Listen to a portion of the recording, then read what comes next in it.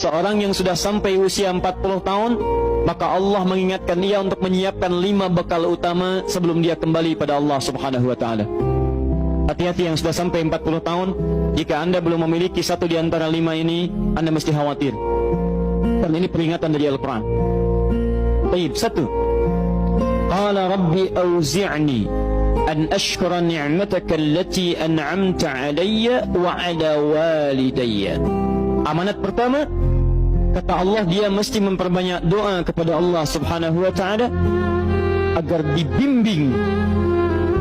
Banyak doa agar dibimbing mensyukuri nikmat hidup, plus bisa meningkatkan bakti pada orang tua. 1. Rabbi auzi'ni an ashkura ni'mataka allati an'amta alayya wa ala walidayya. Perhatikan baik-baik. Ya Allah, mohon bimbing saya untuk selalu bisa mensyukuri segala nikmat yang telah Engkau berikan pada saya sekarang, 1, dan pada kedua orang tua saya. Baik, jadi kalau sudah sampai usia 40 tahun, pertama, anda memohon doa kepada Allah untuk dibimbing terus bersyukur kepada Allah. Ini yang mau saya tegaskan. Lihat baik-baik. Apa itu syukur?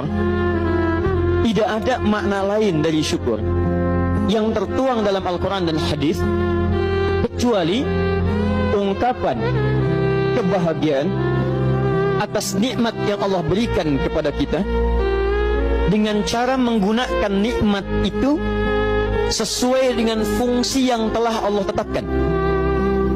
Misal, kita akan bersyukur dengan nikmat penglihatan mata.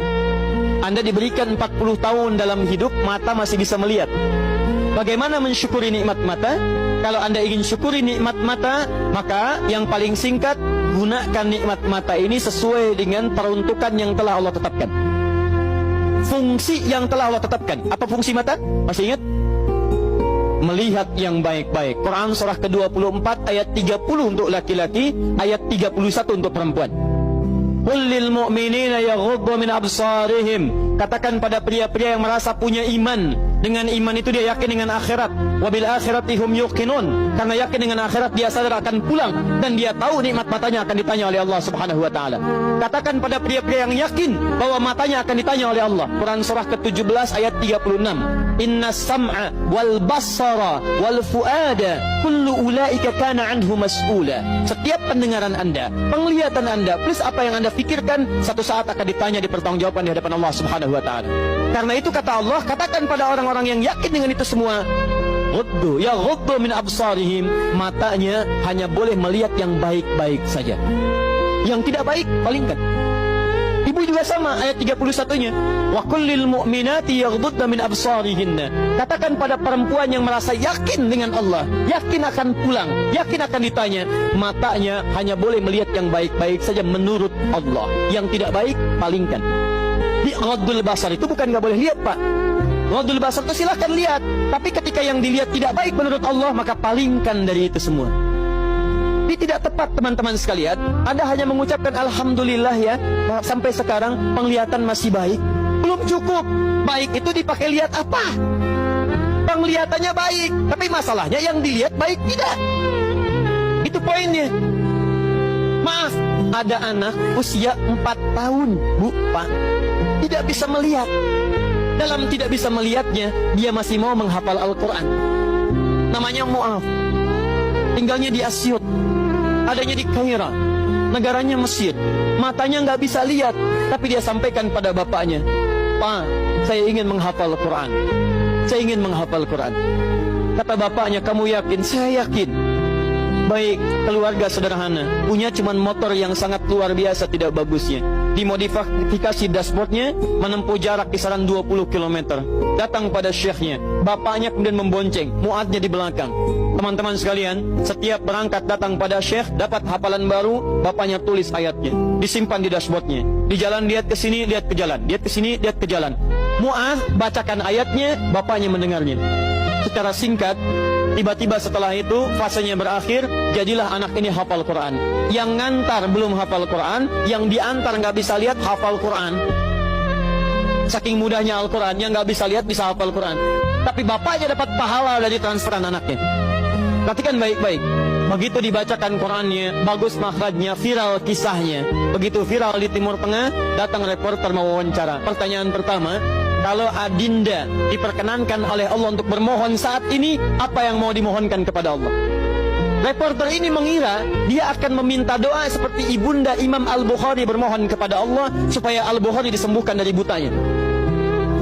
Bu, Pak, Imam Al-Bukhari itu dulu buta. Butanya permanen. Dilahir 2 tahun ayahnya meninggal, 4 tahun buta permanen.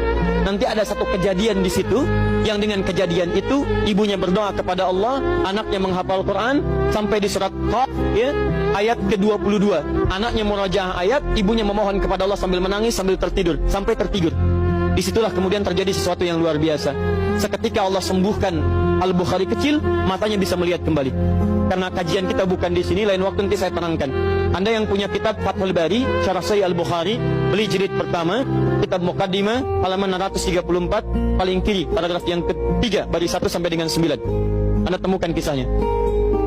Nah, reporter ini mengira, ini Mu'adz akan minta kepada Allah seperti Al-Bukhari kecil memohon kepada Allah, matanya bisa melihat lagi. Ternyata lihat baik-baik. Kalau saya diperkenankan bermohon kepada Allah dan permohonan saya dikabulkan, maka pertama saya akan mohon kepada Allah untuk tetap membutakan mata saya sampai dengan kiamat. Ya Rabb, mohon butakan mata saya sampai kiamat, karena dengan buta mata ini saya bisa menghafal Quran. Saya takut ya Allah, kalau saya melihat lagi, mata saya melihat maksiat dan hilang Quran dari hafalan saya. Anda bisa bayangkan, anak kecil 4 tahun, mata nggak bisa lihat, digunakan menghafal Quran. Dan dia takut kalau melihat matanya dipakai maksiat.